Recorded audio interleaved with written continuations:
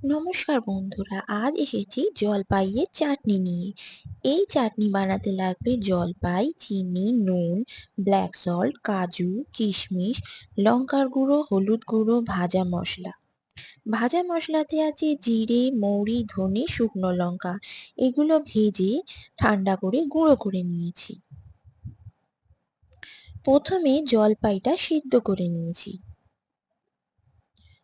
জলপাই সেদ্ধ হলে ঠান্ডা করে তারপর জলপাইটা ম্যাশ করে নিয়েছি।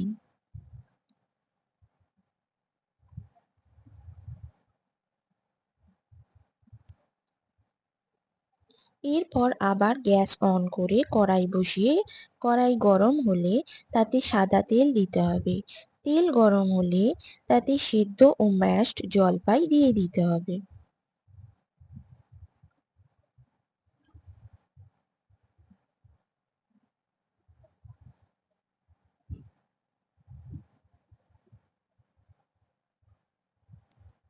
এরপর একে একে চিনি দিতে হবে, নুন দিতে হবে, ব্ল্যাক সল্ট দিতে হবে এবং সব খুব ভালোভাবে মিশিয়ে নিতে হবে। তারপরেতে একে একে বাকি যে মশলা আছে, লঙ্কার গুঁড়ো, হলুদ গুঁড়ো এবং ভাজা মশলা দিয়ে খুব ভালোভাবে জলপাইয়ের সঙ্গে আমরা মিশিয়ে নিচ্ছি।